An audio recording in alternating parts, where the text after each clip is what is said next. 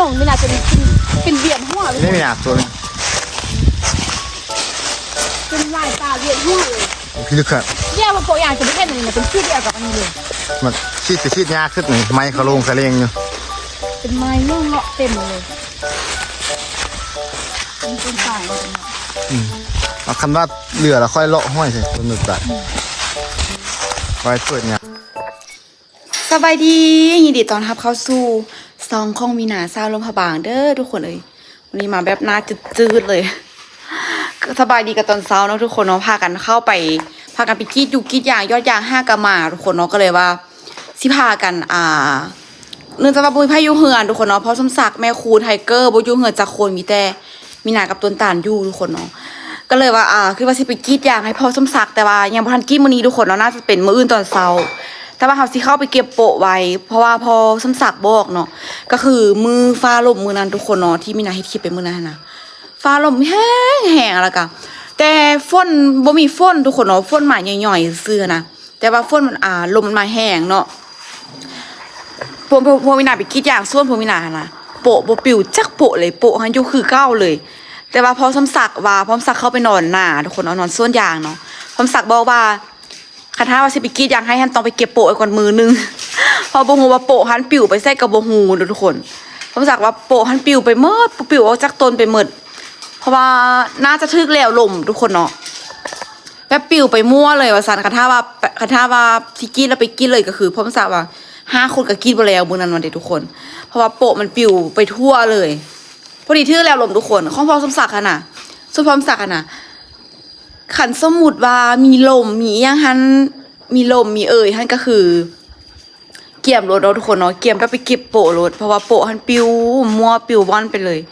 ว่าเฮาบ่ได้ห้อยไว้ทุกคนเนาะพอดีจกยางคันถ้าว่ามีน้ำยางหรือว่ามีน้ำอยู่กับใครเนาะอันนี้ก็คือเฮาจกขี้ยางแล้วก็คอมโปะไว้ทุกคนเนาะตกตอแรมาก็คือฟ้าลมแห้งเลยค่ะนะไปเดี๋ยวพักดอกไปแล้วทุกคนตัวนี้เป็นเวลา 10 โมงป่ายแล้วเนาะแดดก็ร้อนทุกคนเลยแดดแห้งขนาดพาไปกินข้าวกินน้ำแล้วก็พักผ่อนนิดนึงก็เตรียมตัวสิไปเลยเนาะไปเดี๋ยวไปเจอกันที่คนได้ทุกคนเดี๋ยวไปเบิ่งกันเนาะว่าสิผิวไปใส่แดดเบิ่งกันว่าสิเก็บได้ครบอยู่บ่เนาะโอ้มันทุกคนอยากสิได้มา5 หน่อทุกคนนะเนาะเบิ่งเนาะไม่ใช่เอาโต้ให้นี่จันบ่อยู่แต่เฮามีแต่เฮาไป5แล้วไปแกงทุกคนเขาจะท่อมทางใหม่นี่ท่อมทางใหม่ก็เป็นตะเซี่ยวขนาดก้อนหินมาได้ไงกล้าสิตกรถอะไรนะนั่งดีๆแน่ไหมคนจักมันยังเพิ่นไปใช้กันยากไปหน้าหมู่เอาข้าวกินกับฟ้าแรงสตาร์รถปุ๊บโดนขึ้นรถปั๊บเลยจะท่อมดินทางไหมใครด้วยเนาะมันนี่ฝนตกมากะจีนั่นแหละเนาะขนาดน้ำมันท่อมยังสิด้านท่าจะเอาดินมาท่อมอีกเนาะคักสุดเลยเนาะแน่นปุ๊บเลยแหละคักเลยนี่เขาจะหล่อท่อมหมดแล้วเนาะฝนตกมากะคันว่ารถใหญ่โอ้ถ้าเบิ่งอีกแล้วถ้าว่ารถใหญ่เย็บไปเย็บมาสิมันก็รูปลงเลยทุกคนมันแน่นละลาเลยไปเดี๋ยวเดินเข้าไปก่อนทุกคนเมียวตาแมวน้อยทุกคน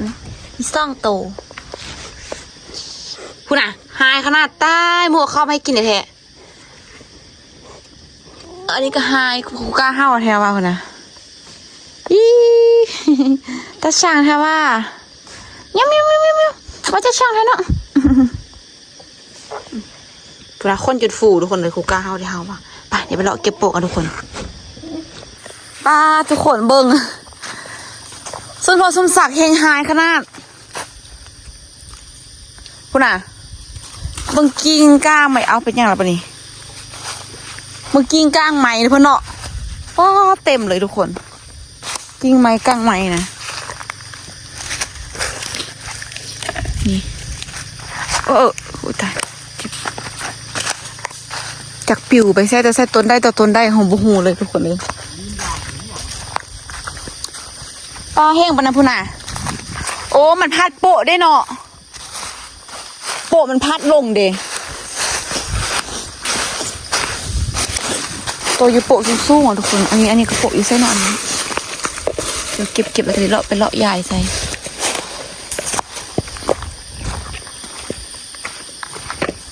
ตัวหน้าสูงแห้งพัดลงดีคือจังแบบเวลาปิดหน้าย่างค่ะทุกคนเขาจะได้ถ้าเราบ่ห้อยไว้ค่ะนะถ้ามีลมมีเยี่ยงมาแล้วมันปลิวไปหมดเลยโอ้แมวบักให้หายตัวแมวน้อยนะเขาจับมันสิกัดอีกเลยมาคือต้นมีซ่องโปะดิมาต้นก็สร้างโปะดิหกขนาดนั้นพ่อเนาะก้างไม้บักไล่ทุกคนก้างไม้แบบนี้นะร่อนจนเต็มเลยอันนี้ก็มีโปะแล้วละอันนี้โปะอยู่ซะแบบนี้โปะอีกทางเถิงมันตีปิวลงมาแล้วเพิ่นเนาะ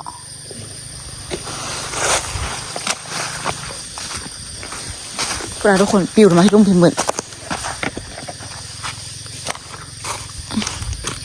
พอดีมาถึงมืออันจกยางค่ายแล้วคล้องโปะไว้พอดีลมมาคุณนะอันตรายนักขันเป็นยามานั้นท่านเข้าหน้าฝนมากับขันไข่แต่แบบเข้าหน้าฝนมาแบบว่ามันลมละเขายังมีแบบสมมติเขากี้จางยังมีน้ำฝนนังมีน้ำยังคางเลยทุกคนมันก็ยังไข่นิ่งตี้จกยางปุ๊บฟ้าตอนแรงเนาะฟ้าลมมาปุ๊บเลย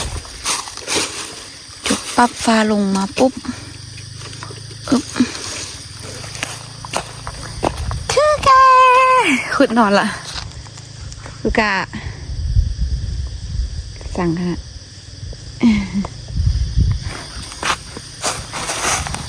นะตัวนี้มีซ่องโปะนี่โอ้แต่ละกระเปียวเหรอจะมีโปะหนึ่งโปะหนึ่งหรือซ่องโปะบุอีนี่นะซ่องโปะบอกมีนะวะเอาอันกัน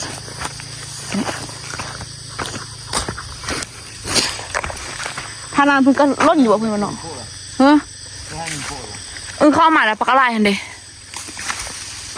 ตัวนี้บริกีตัวนี้นะกีดอยู่ป่ะรวดคาดป่ะรวดคาดตัวนี้เนี่ยบริกีเนาะตัวนั้นได้ละมาได้ลงไปยามมักม่วงนะเพื่อนเนาะเพราะมันลมพัดอันหมดแล้ววะพอสักเอาอันนั้นมันงอบขนพอสักเอาท้องยามาสุบเพื่อนต้นนี้นะกูมีจะโปะเลยเอาอยู่นี่เด็ดสินะปิวลงไปรูปเพื่อนหมดวะโทนี้บุมีจะโปะเลยพอสักเอาท้องยามาโฮมมักม่วงทุกคนนี่มองโหลหน่อยใหญ่ใหญ่เราได้มีแล้วมองมันเทียบเลยมือเฮียตี้เพราะว่ามือฟ้าลมไหลพอเข้ามาเจอเรื่องผูกกาไหมเมื่อยยอกแมวเห็นนอนแรงๆอยู่โอ้ตัวนี้มีขี้ยางน่าจะใส่เนาะอันนี้นะซ่องโปะที่เนาะไม่ละซ่องโปะทางนี้มีหมดละซ่องโปะ3 โปะเพราะว่าคันมากี้เราที่มางมซอกอยู่นี่ทรายอีลี่ทุกคน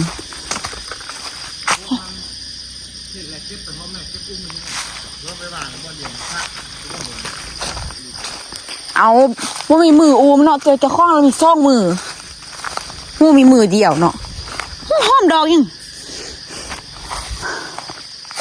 เพื่อนมาใหญ่สักทีเด้อปิ้วไปหมดละ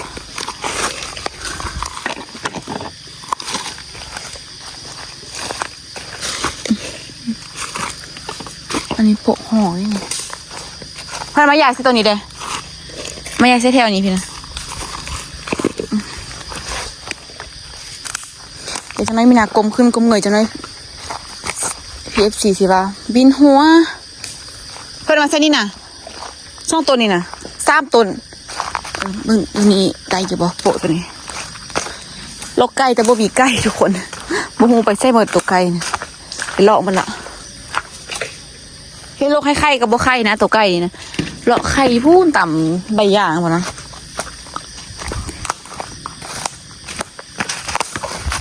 ได้แล้วป่ะ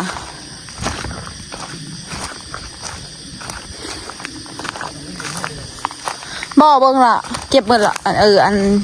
ป้างไว้บนเก้าหมดละอยู่บนเก้าหมดละนี่นะก้างไม้น่ะดีแต่ว่าดีแต่บ่มีต้นหักทุกคนเนาะมีอยู่บนต้นนึงอยู่พุ่นเนาะแต่ว่าหักดนละมีแต่ก้างไม้หักทุกคนก้างไม้หักอะไรวะล่นลงมาจนเต้วเลย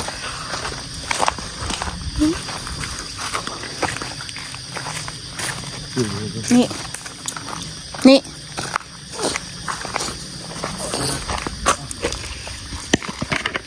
เอาไปเป็นตัวนั้นมีซ่องโปะวะ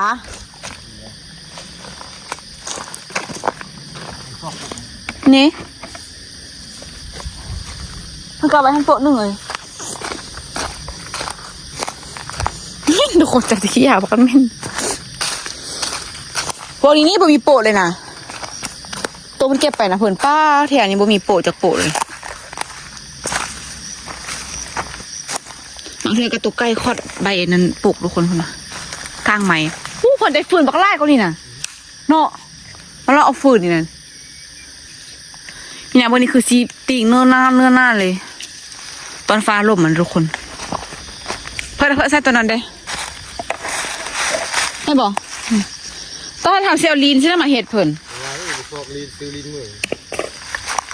ลมแห้งหมดก่อนเลยซูลินจาก50จากแสนเนาะต่างไปของเฮาเลย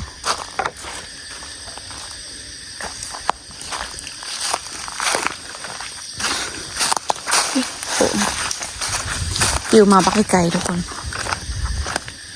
ลินด่างกับบ่เห็นจากปิวใช่กับบ่หู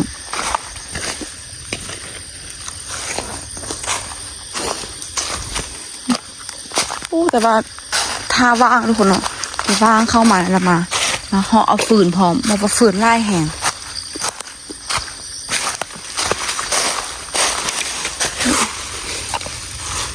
ฟืนจะก็ไล่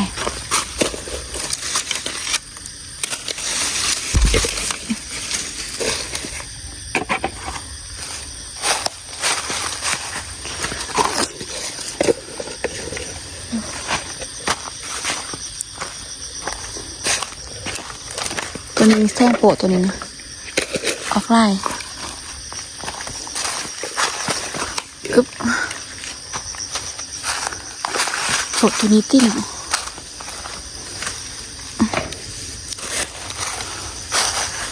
ทุกคนเบิ่งฮะใหญ่บ่มากกมายายแต่มีตัวงูตลอดตัวงูไล่เบิ่งอันใบย่างอยู่นี่นะเพิ่นจะมาปื้นเลยฟ้าลมมันแห้สันใบย่างเลาะเอาหมดเลยทุกคนใบย่างปื้นมาเลยจากใบย่างจากโปะย่างเนาะปื้นมาเลยมานาสิเก็บโปะย่างกันทุกคนเนาะคันว่าตัวได้เลือกกระทากรีดไปแล้วคันว่ามาแล้วนะจะให้อันพอสมศักดิ์เลาะเอาไปนั่นทุกคนเนาะทั้งเลาะใส่กันคันว่ามันเลือดได้แต่ว่าตัวได้มีซ่องโปะของกระใส่ซ่องโปะเดี๋ยวข้อเก็บก่อนทุกคนเนาะจังน้อยสิบวันแล้วพอพูดแหละคุณนะเรียกเบิ้งบุมีโปะอย่างจากโปะเลยแถวนั้นนะได้ทอนคนแถวนี้นะเต็มเลยโปะอย่างนะเก็บใบคนเนาะมากี้มันจังสบายคันว่ามากี้ไปเดี๋ยวมาห่มโซ่คนนี้คุณสิบวันแล้วมีนะวะมาทุกคนเดี๋ยวข้อตัวเก็บก่อนมาทาเบิ้งกันป่ะทุกคนเบิ้งพวกมีนาเก็บตั้งแต่เท่าพูลงมาเนาะตั้งแต่ลุ่มพูลงมาเนาะปิวโปะหานาอยู่ทางนี้ท่านบ่มีเลยทุกคนปิวไปเบื้องนั้นมืดเลยปิวฟ้าพี่เบิดเลยนะแม่โปะอีเถิงพูนปิวลงมาพี่เก็บจนวินหัวหมดละเก็บโปะลุกขึ้นแล้วลงมีนาจนเป็นเบียดหัวไม่มีหนักตัวนึงเป็นลายตาเบียดหัวเลยพี่ลึกครับแย่มาโปะอย่างจะไม่เห็นเลยเป็นขี้เดียวกับอันนี้เลยมันชีดยากขึ้นหน่อยไม้เขาลงกระเลงเนาะเป็นไม้ยุ่งเลาะเต็มเลยเป็นต้นสายนะตรงนี้เอาคันว่าเรือแล้วค่อยเลาะห้อยใช่ต้นนึกตัดไว้เปิดยามนะใครจะว่าแทนมีตัดง่าแล้วมันเบิ่งง่ายเนาะถ้ามีตัดง่า ปล่อยที่ช่องที่จื้อไปลุ่มหมดทุกคนเลยเจ็บมากนะเพราะว่ามันเรื่องใบอย่างเขาจักไล่เนาะกับใบอย่างปลุกไปได้เขาบ่เห็นแต่ก็มีสินะทุกคน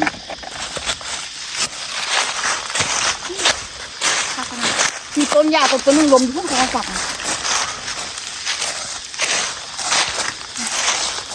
เหมือนหัวทุกคนเลยแค่หัวขนาดเลยนี่มีย่ามทำงานแล้วแทนนะคุณเนาะอันก้างไม้ร่วนลงปุ๊บเลยทุกคนทานเขาจะหมดแล้วเนาะใช่ไหมแถวนี้ก็ใครจะพวกบุปิวไรแถวนี้เนาะแม่มันอยู่บนโต๊ะเพราะว่ามันน้ำตั้มเด็กแม่มันขาบังป้าเลยลมมาหอดเลยมันบังป้าพี่ยังมีนะโฟนนี่โฟน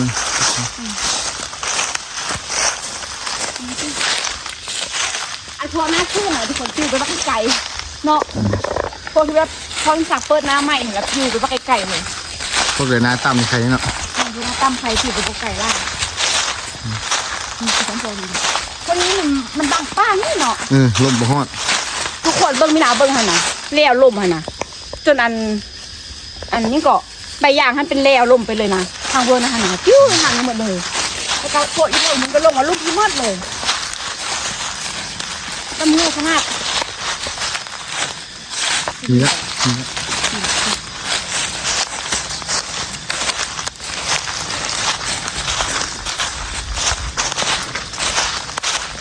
มีปวดห้องกันเลย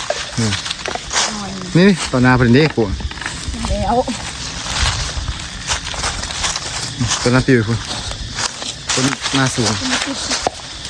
เอาห้อยไปเลยโปะในส่งสีเหลือแล้วเอาห้อยไปตัวนี่ตัวนี้นะตัวนี้เนี่ยเรื่องก็เอาไปห่อมันเพื่ออันทางกระบอกหูเล่นทุกคนเพราะว่าช่วงนี้อย่างมันออกแบบ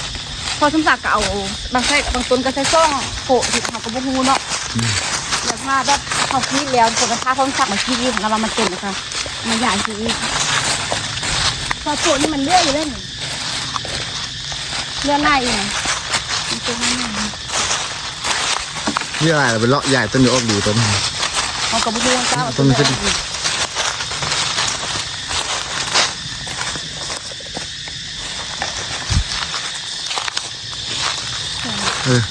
พี่ก็บอกนี่ตอนนี้ไหม2 ต้นขึ้น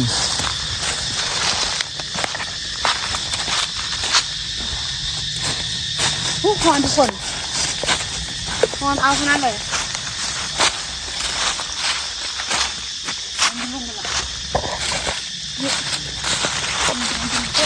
นี่คือเขาย่างทางหน้าเขาเลยบอกเลยค่ะคือตัวนี้เลยย่างทางหน้าเลย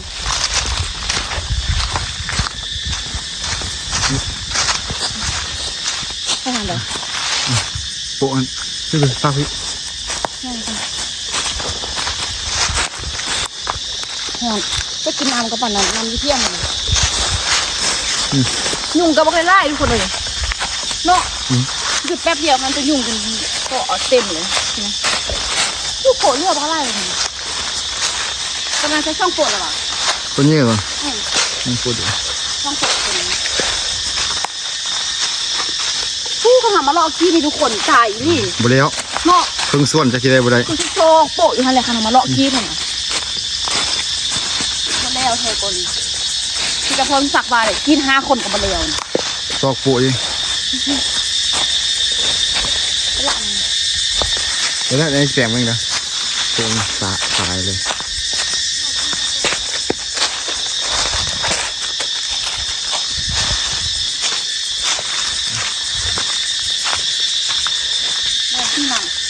เนาะไอ้กินน้ำละหมดแรงดูกากับมือย่างไปก่อนต้นนี้ต้นมีแล้วได้เมื่อยต้นปิดบ้างโอ้เดี๋ยวปิดต้นต้นนี้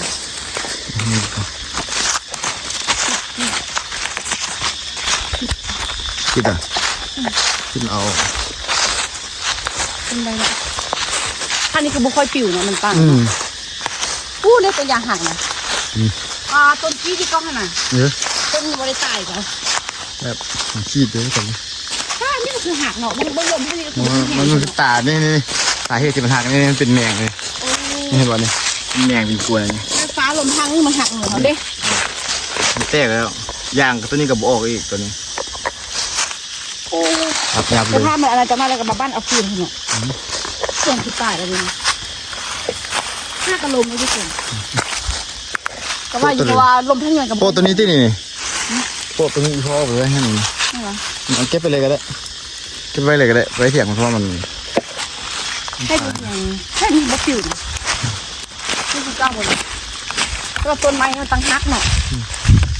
ก็ยังเป็นบุกเพิ่มดิ แค่นี้ปลูกบะปิวเลยนะพี่นี่นะก็มีปิวอยู่ให้นี่แต่ว่ามันก็บะปิวติดกัน เดี๋ยวเพิ่นจับถ่ายไปตัวนี้ดี ดูรอบต้น ดูเราเบิ่งกันเลยดูเราเบิ่งกันย่างไปเลย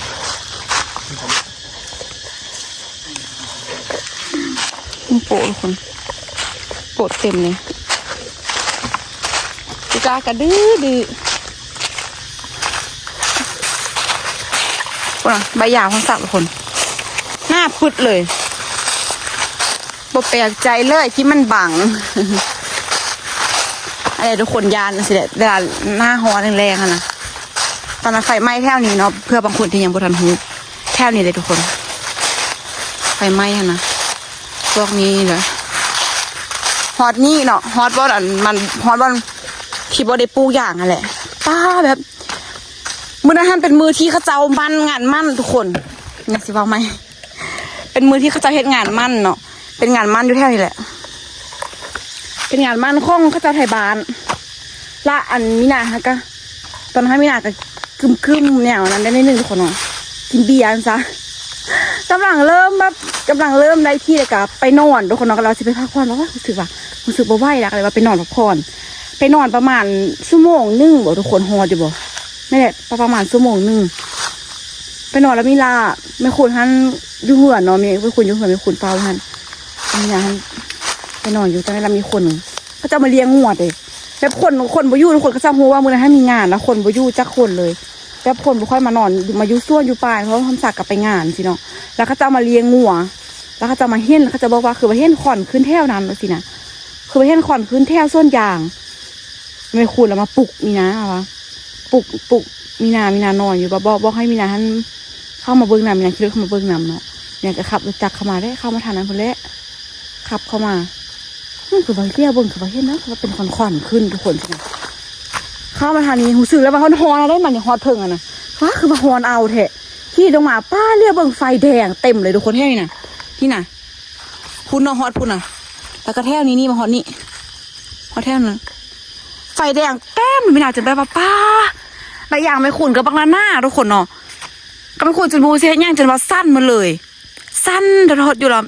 ไม่ขุ่นกับว่าป้าฉันได้มีหนักกับบูนี่จะว่าแม่โทรห้ามไม่ปีว่ามาซอยได้มันฆ่ากันเมาหมดทุกคนทางไม่ปีทางพรโบไลเนาะโทรห้าปุ๊บไม่ขุ่นว่าปีมาซอยเลยปีไฟไหม้ส้นยางเอาสัตว์ทำไมขุ่นกับทางซีให้นี่มีหนักกับบูเนี่ยซีเฮ็ดทุกคนหักฟดไม้แหละอันเป็นฟุตไม้ทุกคนเนาะแล่นไปหักฟุตไม้แถวนี้นะแถวนั้นนะมาฟาดป้าบุ้งว่าสิฟ้าจะได้ทุกคนฟ้าจะได้เหมือนกระโบมอดเพราะว่าไฟมันก็แห้งค่อนข้างแห้งเนาะรู้สึกว่าเข้าไปฟ้าแล้วรู้สึกเลยว่าอันฮอนนะคือจังแบบเข้าใจความรู้สึกเลยตอนนั้นที่แบบว่าเวลาที่เกิดอุบัติเหตุไฟไหม้ทุกคนนะแล้วแบบมีคนอยู่ทางในอะนะเขารู้สึกเลยว่าป้ามันคือใจสีขาดทุกคนคือว่าเมื่อยแห้งแบบมันฮอนมันเอามันให้ใจโบออกขนาดแม่จะพูดนะสิเฮ็ดนะฟาดก็ฟาดบ่ได้ป่ะนี่นะไฟกระลามมาแทบนี้หมดละพอดีตอนนั้นก็เป็นค่อนข้างที่จะแบบหน้าอย่างหน้าสู้อยู่ในหนึ่งทุกคนเนาะไฟไหม้ลามขึ้นต้นแหละจนแบบท่าแบบนึงมีหนากับไปค้นน้ำเนาะไปค้นน้ำอยู่พูนค้นน้ำอยู่พูนนะแล้วมีหนาก็เลยว่าสิออกไปบ้านซะออกไปบ้านไปบอกพ่อสมศักดิ์มาเนาะพอดีไปเจอพ่อสมศักดิ์อยู่หันว่าบอกพ่อสมศักดิ์ว่าฮิปไปเด้อว่าสมว่าไฟไหม้แห้งละพากันฟ้าวมาแล้วมีหนาก็ไปตักเอาน้ำมาหดมาบีบใส่แล้วก็พอโบไลแล้วก็อายเพิ่นเนาะไอ้ฮดไอ้นั่นเพิ่นที่อยู่เฮ็ดเวียกก็แท้นี่นะเพิ่นมาเบิ่งป้าเบิ่งส่วนน่ะเพิ่นก็มามอดซอยกำลังไม้ลามแท้เลยทุกคนนี่กำลังไม้ลามครับพุ่นน่ะลามตามป้าไปเลยเพราะว่าเขาจะมาวางเพิงทุกคนเนาะฮูโตคนละฮูก็คือฮูโตตอนที่เขาเจ้ามีคดีอีกตึมเรื่องนึงแต่ว่าเขาเจ้ามาเปิดปากบอกว่า เป็นคนจูดทุกคนเนาะที่จูดของอีกส่วนผู้หนึ่งแต่ว่าลงมาจูดของส่วนไม่คูณคิดว่าส่วนอย่างนี้เป็นส่วนของอีกผู้หนึ่งนะทุกคนเนาะพอดีเห็นแล้วเขาเจ้าเขียวให้เขียวส่วนแถวนะฮะนะเขียวให้เขียวส่วนแถวนั้นละจูดเลยตั้งใจแบบวางเพิงซะเลยนะตอนนั้นถ้าสมมติว่าคันบ่มีคนเลี้ยงงัวเขาจะไปบ้องทุกคนพวกมูสิเป็นจังได้ยานแบบเข้ามาแบบมื้อนั้นก็ไปพึ่งเข้ารอบเลยดิทุกคนยานแบบเข้ามามื้ออื่นเช้าคือสิตกใจเลยเพราะว่าน่าจะไหม้ไปหมดเลยแถวนี้ก็คือเกือบเป็นปีทุกคนเอาบริกีดเนาะได้ค่าสดเสยจ้าข้าเจ้าก็คือ ประมาณเงินเท่าได้วะทุกคนเงิน2-3 ล้านนี่บอกได้ปุ๋ยทุกคนเนาะเอาปุ๋ยมาใส่นี่นะประมาณ200 ป่ายทุกคนเนาะแถวนี้100 ป่าย200เนี่ยนี่แหละประมาณ100 ป่าย200ไม่น่าชื่อได้ประมาณ180 ป่ายต้นได้ค่าสดเสยข้าเจ้าประมาณ2-3 ล้านนี่แหละเฝ้ากันเนาะแถวว่าทุกคนก็แบบอยู่แถวนี้ก็แบบเป็นอนาคตเจ้าเดตอนนี้ยังบ่ทันหูคนเนาะทุกคนเนาะยังบ่ทันหูคนกันเลยว่าจะคล้องส่วนนี้เขาเจ้านี่นะเพราะว่าเขาเจ้าเขียวให้แล้วเขาเจ้าบ่แป้งแล้วหั่นนะแล้วแบบแล้วอันไฟไหม้ยังมันกระจุดมันโตขึ้นมากันมาทื่อควบอีนาเลยจังซี่นะตอนนั้นแบบรู้สึกเลยว่าตอนไฟไหม้รู้สึกเลยว่าแบบคือจังแบบสิเป็นแบบทุกอย่างทุกคนแบบเข้ามาในหัวเลยว่าประเทศจังได้ยอมรับเลยว่าตอนนั้นคือแบบสติแตกแห่งพอตั้งสติได้ก็ฟ้าเอาโฟดไม้มาฟาดทุกคนเนาะก็ไม่คูนได้ทีนะให้จังได้กระบอกอันนั้นทุกคนเลยยังใครเดี๋ยวเขาเข้ามาทานลามอดไว้ถือว่ายังมีบุญอยู่นะทุกคนไปเปิดโปะนี่ดิตัวนี้ยังบ่ได้ใส่เลยซ้ำถ้าอีกโปะนึงแม่มันซ่องโปะก่อนตัวใหญ่นี่ลิ้นอย่างกระเฮียมากทุกคนเลยซื้อไม่บอกกันว่าเนาะเพราะว่าคันเท้าชิมาซอมันก็ซอบ่เห็นทุกคนมันใบย่างมันล่นหมดแล้วก็แบบฟ้าลมแล้วแบบว่าโปะมันพัดไปนะเพื่อนเนาะโปะมันตีไปแล้วก็กิ้งไม้ก้างไม้ยังมันล่นทับเลยทุกคนไปซื้อก็ได้เส้นผู้เละซื้อนี่ซื้อไปเลย100-200เหมือนซื้ออย่างเส้นหนึ่งทันใดเท่าไหร่ทันใดได้200ก็เส้นหนึ่งนะมันบอก50ได้100เด้เส้นหนึ่งได้200ยังไงซื้อมาไว้แล้วเนาะคันว่าตัวละเพื่อนเขากระตอกมื้อเสาร์คนทำมื้อเสาร์อะไรจังสิได้มากินนี่แล้วป้าคนไหนซื้อไปแล้วป้าคนบ่แล้วมาทางนี้หมดก่อนแล้วลมนะฟ้าคนนะฟ้าลมครับโปะนี่หน่อยโอ้เลาะอันเบิ่งเอาไปโปะใส่หั่นวะคิดว่าเลาะเบิ่งโปะอย่างทุกคนเบิ่งแล้วอย่างเดี๋ยวนะจะให้เบิ่งแล้วลมนะคุณนะทุกคนเบิ่งใบไม้ไปเป็นแล้วเลยเบิ่งอันใบไม้บักอยู่ห่างนะทันบักหน้าเพิ่นเนาะเปลี่ยนมาทานนี้มั้งใบไม้จนบ่าเลยทุกคนมื่อจ้างเขาจะมาตัดงานเลยทุกคน4 เส้นคนมี2 คนทุกคนเนาะ8 เส้นเป็น8 เส้นแล้วก็พอสมศักดิ์ตัดซอยอีกนี่พอสมศักดิ์ตัดอยู่เกาะบนซอยเขาจะมาฮอดนี่แหละแล้วเปิ้ลเขาจะตัดอีกทุกคนเขาจะตัดตั้งแต่เช้าจนฮอด6-7 โมงแล้วทุกคนได้จะซ้ำนี่แหละเกือบแบบซ้ำเมาเลยนะทุกคน8 เส้นกีบนะเนี่ยคือว่าป้างานก็คือว่าบริโภคแห่ทุกคนเนาะนี่งานพอสมศักดิ์เป็นซ้ำนี่แหละเป็นแบบนี้หมดเลยเนี่ยบริโภคแห่แต่ว่าเขาจะตัดคือว่าได้น้อยแค่เลาะมาแถวนี้ทุกคนเนาะเลาะมาแถวนี้แล้วก็สิกลับเลยตัวนี้ปิดหน้าตัวนี้นะตัวนี้บริคีดหน้าตาย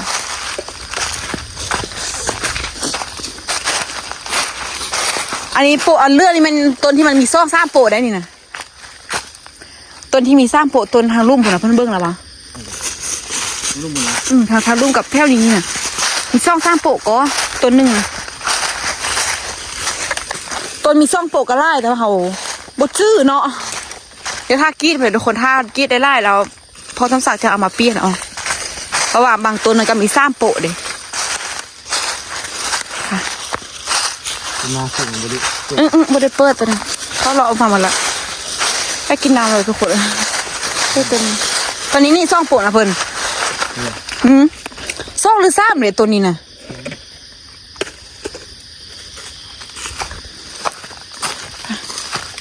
ตอนนั้นตัวนั้นเอาปลาไหลตัวนั้นนะ3 โปะเพิ่นเนาะหน้าตายเพราะสัตว์ที่ขึ้นหน้าไหมตัวใหญ่ๆนี่ทุกคนขึ้นหน้าไหมเลย เมื่อยเติมเนาะจนเวียนหัวเนาะลุกขึ้นลุกลงอยู่ทุกคนปะเดี๋ยวเลาะไปนี่กะซีออกเมื่อแล้วทุกคนเลยฮอนมีแต่ท่าตอนมื้อตอนเช้าเนาะมื้อตอนตีซอกตีซ้ำแหละจะสิได้เข้ามาเปิดหน้าย่างสิได้เข้ามาง่ายโปะให้พอสมศักดิ์ตัวนี้ก็ส่งฮอนทุกคนมาเหื่อตอนนี้11 โมงปลายละพอดีแล้วดีกินข้าวสวยทุกคนเนาะจริงห้าไปกินข้าวแล้วออกมานี่เดี๋ยวจะพากันออกไปแล้วทุกคนเก็บยังเรียบร้อยแล้วเนาะปลูกกันยังเลื่อไล่เติมน้ำพเนาะปะไปหั่นเลยถ้าแม่นมาเทื่อต้นซอกต้นซ้ำไปทุกคนเนาะเดี๋ยวจะพากันออกไปแล้วตอนนี้นะแดดฮอนโพดมาเหื่อแม่เราจนเปียกหมดเดี๋ยวคลิปเก็บโปะทุกคนเนาะมาเก็บโปะว่าทางอิดว่าสิลงไปเบิ่งมั่งนัดแต่ว่าย่าเลยทุกคนเลยฮอนแฮงเลยสิลงไปละรอบมาหาลุงขึ้นมาเนาะมาเดี๋ยวคลิปนี้ข้อตัวลาไปก่อนเด้อจะได้กระฟ้าทุกคนกดไลค์กดแชร์กดติดตามเพื่อเป็นกำลังใจในการเล่นคลิปต่อไปสำหรับคลิปนี้แม่ข้อตัวลาไปก่อนเจอกันคลิปหน้าสบายดีบ๊ายบาย